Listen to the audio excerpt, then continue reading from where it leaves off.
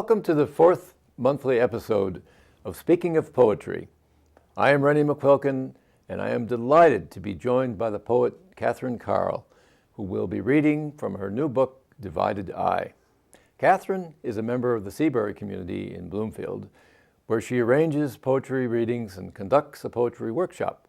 She was born in New Haven, was a classmate of Donald Hall's, attended Wellesley College, and later became a travel agent arranging tours for large groups. As such, she traveled the world. There are few countries and regions she has not visited. She is about to take you on a literary tour that will delight you. Katharine Carle. Thank you, Rennie. I'm looking forward to leading you through a half hour of fun to listen to poetry. I would like to have you undo that top button, sit back and relax, and let's get started now. First poem I'm going to read is called Equipment. I thought I'd be a boy, that by some miracle I could be that child my father needed. I wore shorts, cut my hair, stood like my dad at the toilet bowl. It didn't work. I had to face the other way and half undress to lower myself and sit. I learned how to throw and catch, play cowboy, climb trees, called myself Tom Train. Yet nothing seemed to make up for the lack of proper equipment. He gave me a new knife, taught me to whittle. Keep your fingers behind the blade. I still bear the scar where that shiny blade sliced my finger deep and blood-red blood spurted. Graham called the doctor. I spent the day finger on ice. I had wanted to be a boy he could love. Well, this boy, who was actually a tomboy, who was me, was lucky enough to be on Mount Washington on a certain day, and this is the story of that certain day.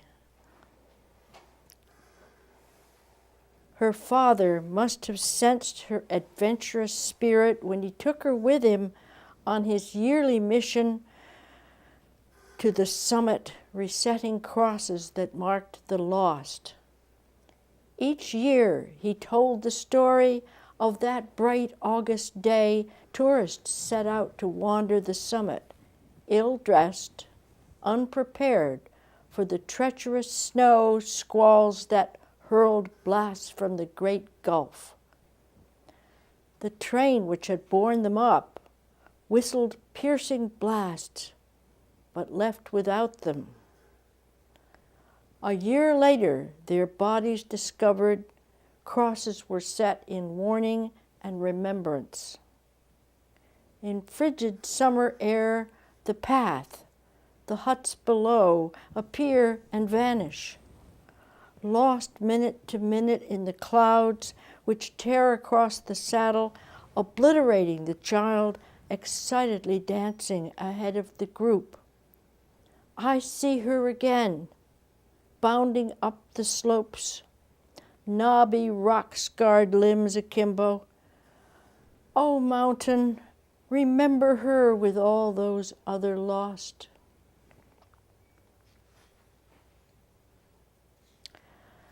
And not content with that, as Rennie has said, I was a travel agent, and the last group tour I escorted was to what we called the last continent, with a group of fellow Wellesley women, and the trip was by ship from the southernmost coast of Argentina, Antarctica, black, white ice, No sterile wasteland this, but a splendid wilderness continent of mountains, glaciers, penguins, leopard seals. Earth's skin here is white, reflecting all frequencies of light.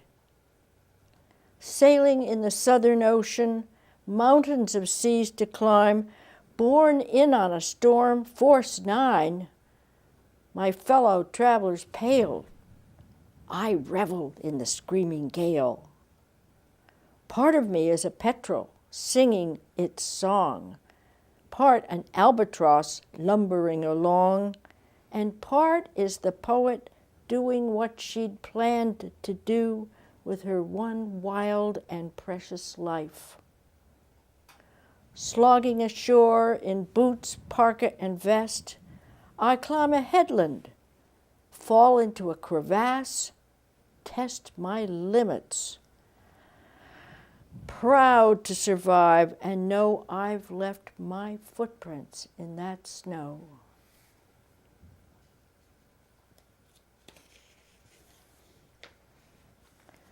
Well, from Antarctica, let's come back to the good old East Coast.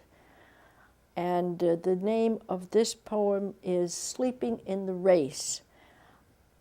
Just in case you're not familiar with it, although there are many races on waterways, this race happens to be the one that divides the end of Long Island, the South Fork of Long Island, from Fisher's Island. And it is the waterway through which all the water has to race to get all the way up Long Island Sound. So here we are. We arrive by ferry on a gold September day. Our host is there to greet us, leaning nonchalantly against a piling, distinguished by his blue sweater and long-billed cap. We're retreating from the mainland to his island home. His house is on a northern hill facing our familiar coast.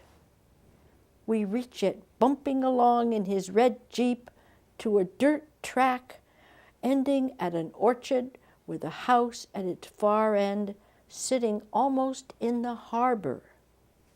It's just around the corner from the race where the Atlantic pours through a gap, creating a stretch of water where waves, boats, and fish are tossed about like spaghetti on the boil. A weathered single house, it enchants. Its feet wade in the water. In the living room, owl and goshawk sit sentinel in the rafters. Owner-painted pictures hang irreverently everywhere. Dinners at the trestle table looking out at two small islands, the dumplings, seeking the shelter of our larger one. A gong tones quietly, for the time is mid-tide. We're having a lobster orgy, sitting comfortably, bathed in butter and lobster juice. No better place in the world, no better night in life than right here, right now. Later, under a mobile school of fish, in my sunny yellow room, I sleep in a high brass bed. The sea laps into my dreams. Number 2 gongs in my head. Well, of course, there are various kinds of luxury. That was one kind, and this is another. Sometimes, in the early morning, when I wake, bruised by reality, and everything I see reminds me of tasks undone, I flee to that room in the tower with its heavy Spanish furniture, arriving at the cool, dark foyer that gives entrance to a room bathed in light. Not hospital white, but rich vanilla. In this chamber, under the embossed coverlet, I reawake. lie on my back, feel the silky sheets caress me, sense sunlight through weighty white drapes. Down at my left hand, close to the woolly rugs, a small clear-story window, put there for me to turn my head and look lazily down at the swimming pool. Chaises carelessly placed, opulent towels draped over like fallen women. I am Rapunzel, not waiting to be rescued. I do not open the windows to the world outside. I will not hear the world clanging or its strident sirens. The sound I hear is rich, white silence.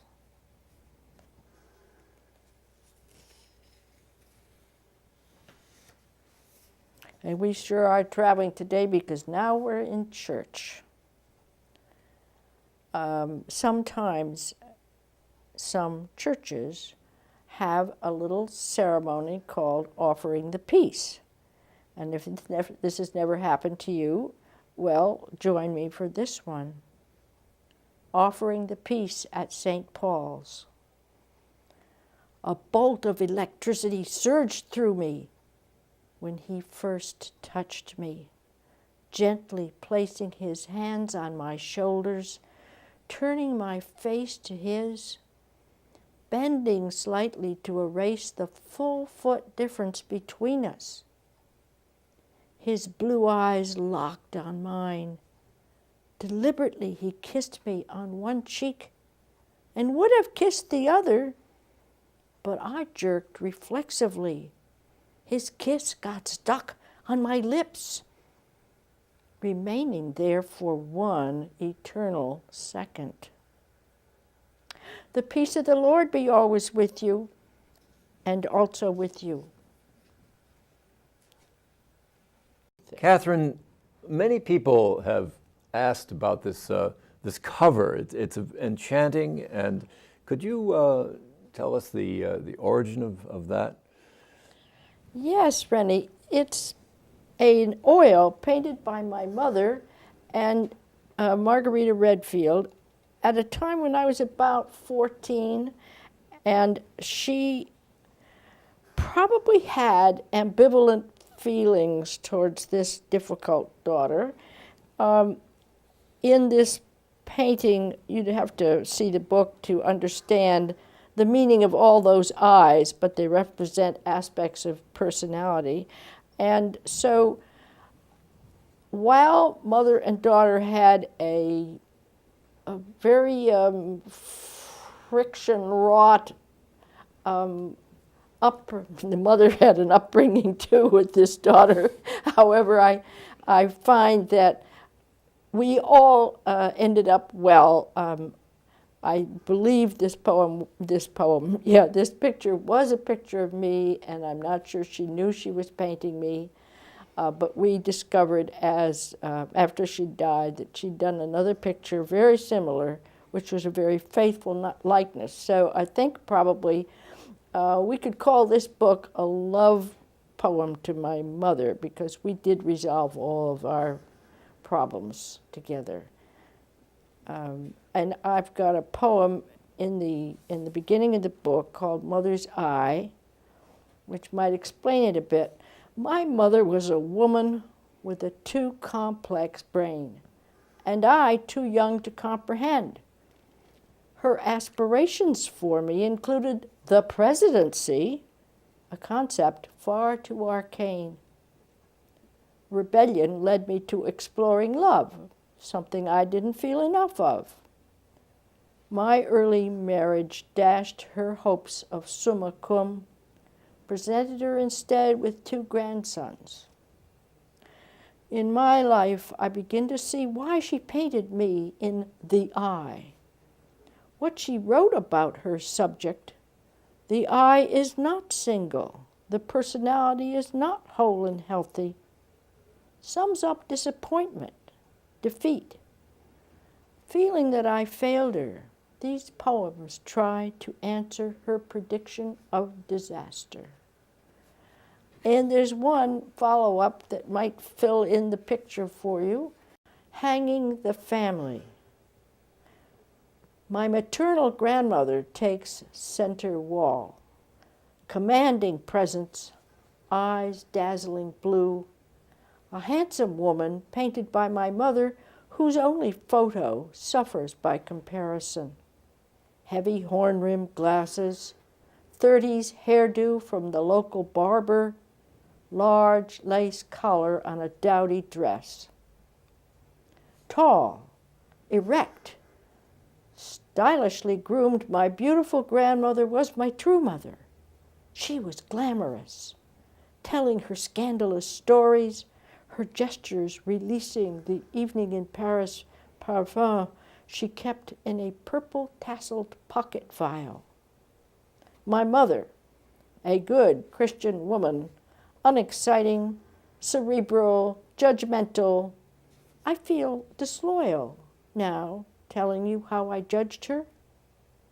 Through time's lens, I see the artist behind the mother, passionate about her painting, little time free from family, captive of her age as I of mine. I was her unwilling model. Doing the girl in yellow will be a challenge. Portrait of a 12-year-old.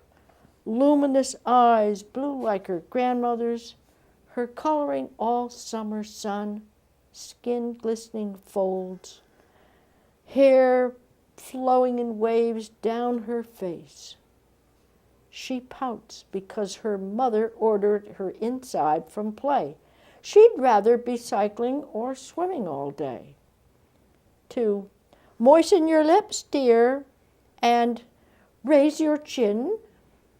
A surly, stupid picture to my enduring chagrin. Well, I hope we don't shock you here, but the name of this one is Bodies. And probably some of you will have a similar experience because many of us tend to swim in pools, community pools. A few of us have indoor private pools, but this is an indoor community pool. And the name of the poem is Bodies. My unspoken agreement, we do not look at each other's bodies. Oh, I peek, but I do not let the others see that I see. Perhaps they peek the same way at me, but in truth, there isn't much to see. Here we all droop, some of us stoop in the getting in or the getting out. Here comes the rabbi. I can tell him from the flap-flop of his arms as he swims along on his backstroke lap. The man with the artificial leg water walks, making scarcely a ripple as he paddles up and down. In the corner is one who ceaselessly sings World War II songs. Now, long-limbed, lean women streak down the lanes. A bevy of beauties flashes by, a school of multicolored fish.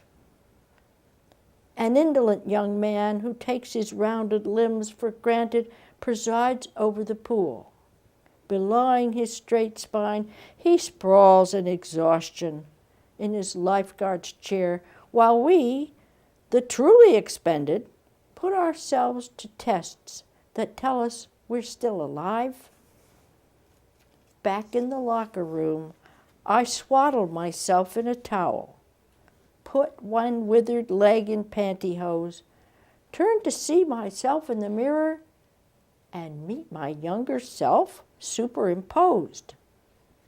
A tan young woman, all points and juts and black bushiness at the joining, fills her black bra with flamboyant breasts. I pull on my undershirt.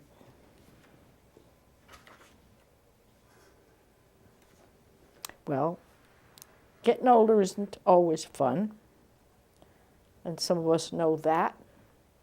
But I went to a poetry evening for the first time, and I really didn't expect what I discovered happened. So this is called A Piece of My Mind. Don't grab me so. I haven't time for you. Don't cucaracha me or pirouette with your imaginary maracas. Don't croon your Latin verse to make me swoon with wanting you. I'm busy dying.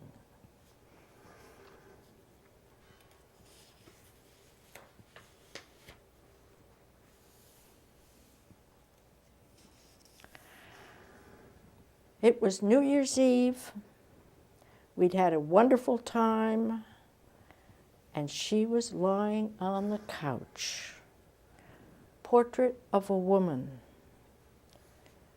She could be a centerfold in the Sunday Times, advertising the ultimate in black, promising satisfaction of all desires as she lies on the couch, the length of her long frame languorous, like a cat stretching, a presence feline, sensual, luxurious in the space she claims. Tossing her short white gold mane, she leans up on one arm, yawning lazily. You expect her to purr, but instead see strength long dormant, awake now in her winter years. Sharpen your focus. See her stand, willowy in her graceful skirts. Look, a small child peeps around them, reaches chubby hands towards the woman's tapered fingers. Gaining confidence, her face framed by ringlets emerges. A laugh bubbles up through perfect teeth. Blue eyes shimmer in coy prediction of the woman she will become.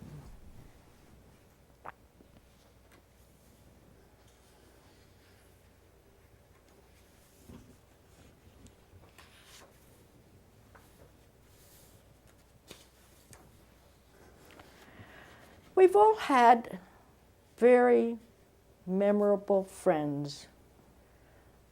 And I'm sure we've all had friends from whom one person stands out for their quirks or their beauty or not. This is called Bill. Stubborn old man, curled in his corner like a scruffy dog, his house assailed by stale smoke from the broken pipe stem he clenches in his jaw, T-shirt with holes, pants that never knew a crease, crippled feet that shoes don't fit. Days, stubble on his jaw, hair carelessly chopped in the few minutes he can steal from his ceaseless care of the old wife who sits beside him. She droops in her corner, a sunflower gone to seed, head heavy, stem bent, nodding, body so thin he can count every bone, mind as deserted, as vacant as a deserted house. God knows this old man's worth, who gives his strength for her last days on earth. He was the best neighbor we'd ever had.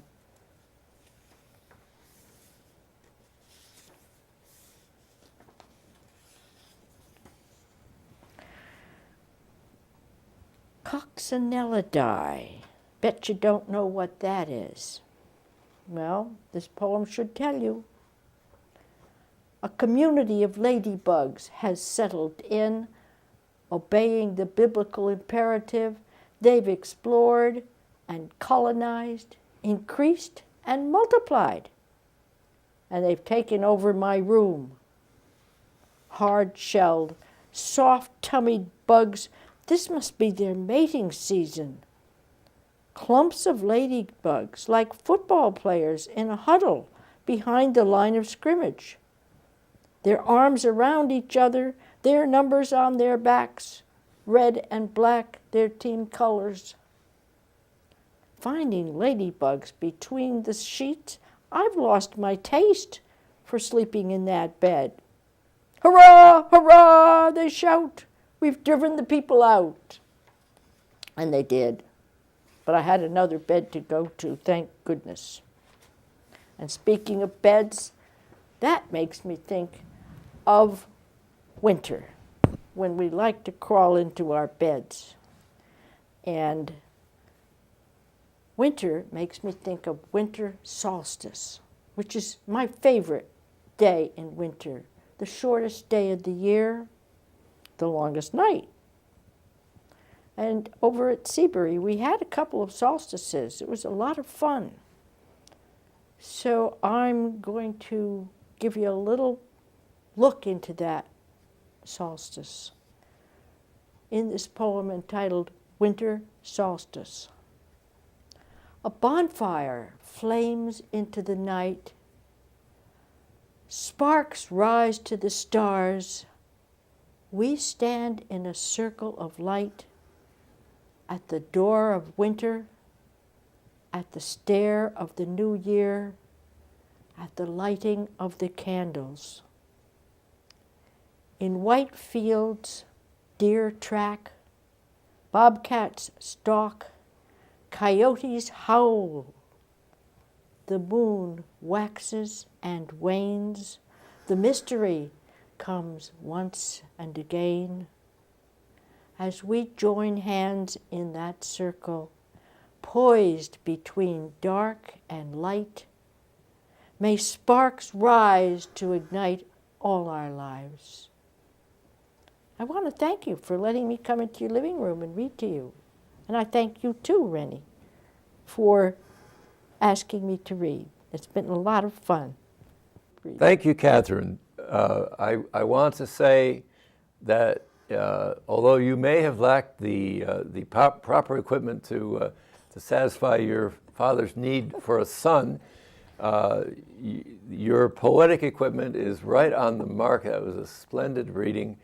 Thank you so much. Thank you, Rennie. All of Simsbury, Bloomfield, and Canton will thank you.